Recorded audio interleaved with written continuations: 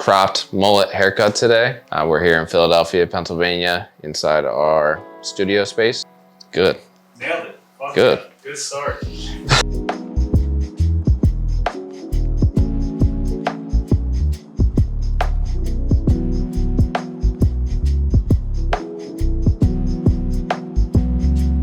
All right, guys, so we're gonna be doing a crop mullet situation today. Josh has been cutting his own hair primarily, so there's a lot of different things going on. Obviously, we're really tight around the sides. There's a lot of weight in the back here. And what I like to do on the haircut is just look at where the hair is naturally falling before I'm getting into it. That way I know where it's gonna wanna sit when I wet it down. Looking at that natural fall is important because if it's wet and you just focus on, say, sectioning up here at like the highest point, you might be fighting against this natural growth pattern that you see here. I'll start on the back. I wanna take this down probably about an inch, inch and a half. Take out a lot of this weight through here and then leave some at the back for it to kick out. Then on the side, we're gonna get super tight.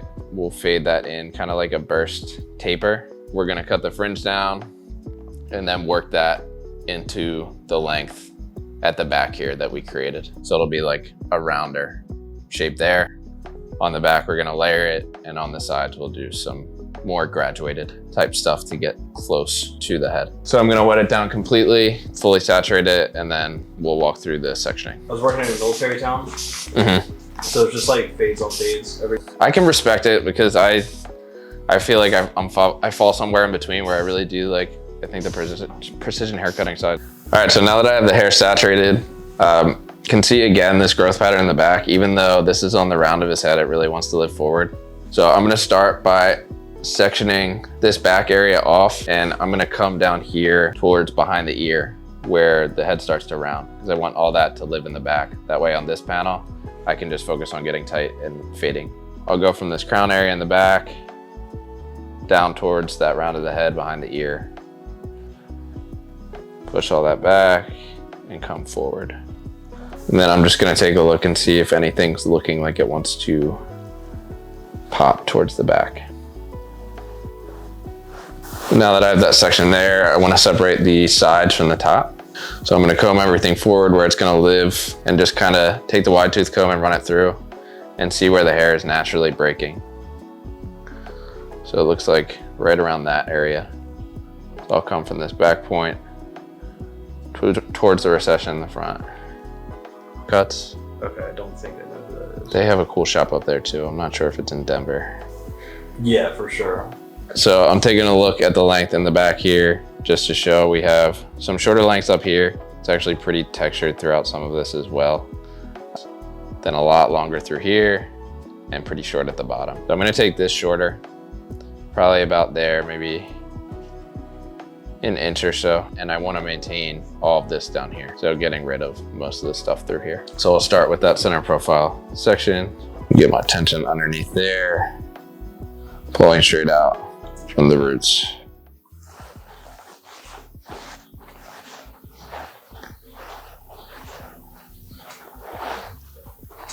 I'm gonna cut there.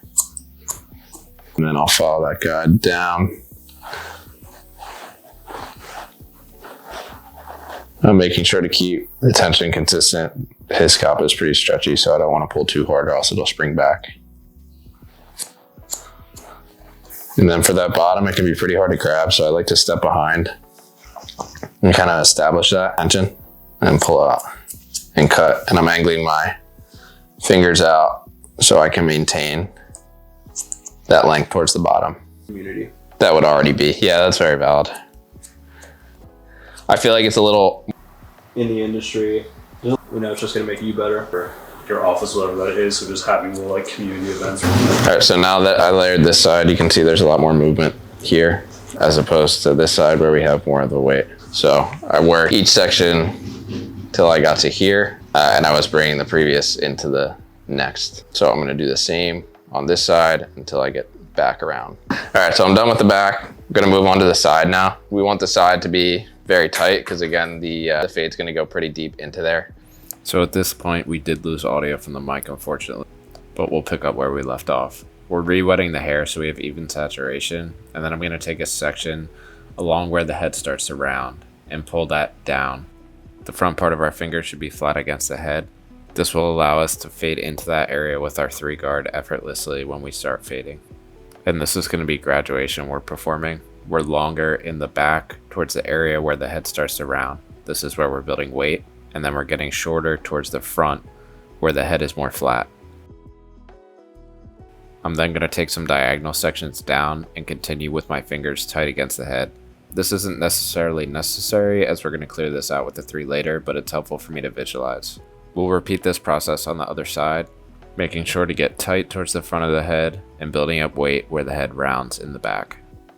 Let us know which video format you guys prefer, if you like more of the voiceover or more of the talking on camera. Now we're moving on to the top. Again, I'm going to saturate everything. This is super important to make sure we're working with even saturation. I'm going to work on the fringe first with my feather razor, and I'm taking a section that's parallel to the hairline. I want this to lay pretty heavy, so I'm bringing my comb down and following with my finger to lay the hair flat against the head. I'm starting in the middle and then working my way to either side and trying to achieve something that's balanced visually. These corners can be a little tough to get. You can pull down with your comb or your finger and try and get that as even as possible. I'm bringing down another finger's width section over top. There's not a ton that's coming over, but we're just going to dust the ends, and this is going to cause the front of the hairline to lay pretty heavy. Now we're going to use that length in the front as a guide for the top. We're cutting with a round layer, getting shorter in the front towards longer in the back, and I'm going to work off the base of the head. I'm inserting my comb and feeling where that's flat off the head, then pulling it with even tension and cutting my first line back. You'll continue this process using the comb as a lever and pulling straight off the head until we get to the back. It's best to work these cuts towards the second knuckle so you don't cut yourself and you're also able to maintain that tension throughout. Now that we have that guide in the center, I'm going to work with vertical sections on the rest of the head. So we'll pull that guide over to one side and use it as a reference. I'm continuing to work off the shape of the head as we did on the center profile guide. This will give us a guide in the center and then a guide coming from the back. So we have 2 guides as we're working our way towards the front. I want to emphasize these are more precision cutting techniques. I myself am more of a beginner in this area, and there's more than one way to achieve any style of haircut. I do like these techniques because they allow you to know exactly what you're trying to create once you master them, which I have not. It takes a lot of practice. I'm moving over to the other side. There was a big difference in weight between the 2 sides. Josh cuts his own hair, as I mentioned, so this is probably a reason for that. After we cut this all the way to the front, which I did not record, my apologies, we're going to apply some product. So I'm using some sea salt spray here, and I'm just going to spray a little bit and work it through to the roots. And then in addition to that, I'm working a little bit of matte clay just to bring some moisture back into the hair and scrunching that in. I'm using the concentrated nozzle to start for the blow dry, and I'm really trying to accentuate what I was trying to achieve with the cut. So I want that fringe to lay heavy, so I'm going to blow dry that down. Then I'm going to slap on my diffuser and try to pull out that more natural texture and movement that I was working for in the cut. I'm pulling up some pieces to create that texture. If I could give a suggestion, it's probably to touch the hair less than I'm doing now and give it adequate time to really dry out, because this will bring the shape out the most. Yes, everybody's favorite part, the fade. So where my fingers are, where we cut really tight with our graduation, and we just want to clear that canvas out with our 3 guard flicking out to give us a clean surface to fade on. I'm going to follow that up with my 2, and I'm fading down here again just to create as clean a canvas as possible before I start fading. I find it's easiest to use this method and start fading up underneath to meet in the middle. Now we'll work in our bald line with our trimmers, and I'm creating a C shape to create that burst effect. So I'll start at the front by the C cup and work my way towards that point behind the ear. You can make this more exaggerated if you want to accentuate the burst a little more. Now I'm going up with my clipper open about 1/2 inch, and I tend to flick a lot here because I don't want to put in any harsh guidelines. You want to be aware with the space on the head that you're working with, because this is a smaller panel. You might want your guidelines in between to be a little smaller. Now I'll close my lever halfway and fade out underneath before closing it fully and using my corners to get rid of that guideline. Then we'll go up another 1/2 inch with our 1 guard open and carry this guideline towards behind the ear. Then we'll close halfway and start to soften underneath this guideline before moving to our 0.5 and working the lever between halfway and closed.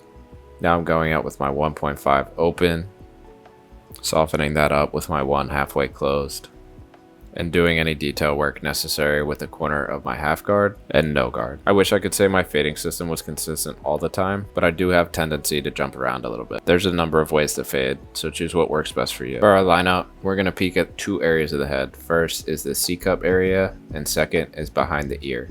We want to define these two areas as best as possible to create a nice shape for the haircut. I like to keep my lineups pretty natural. I won't dig in too much. I'll choose the point where the regrowth won't be significant at all and use that to define my C-curve. If a client isn't coming in every 2 weeks, then you really don't want shitty regrowth. It's just not going to look good. At this point behind the ear, I'm going to use mostly the corner of my clippers and start to scoop and carve out. I want to reach that happy medium between definition and letting the back live free. I'm cleaning up the hairline with my feather razor. This is removing some weight from it, and then I'm going to swipe through to separate the edges a little bit more. I'll pick up anything that feels too long and just swipe through that. I want these pieces to be visible over the ear without being too excessive. Finally, we got our point cutting. I commonly find that my hairstyles are a little heavy around that parietal ridge if I leave it too square, so going in and point cutting helps to break up that weight and distribute it a little more evenly. Depending on how much texture you want, you can angle your scissors to remove more or less of the hair.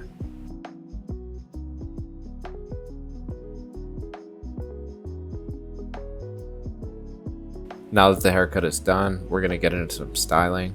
The diffuser and blow dry already help with creating some natural movement from the way we cut this style, but I'm just going to go with my fingers and try and accentuate the shape that I created.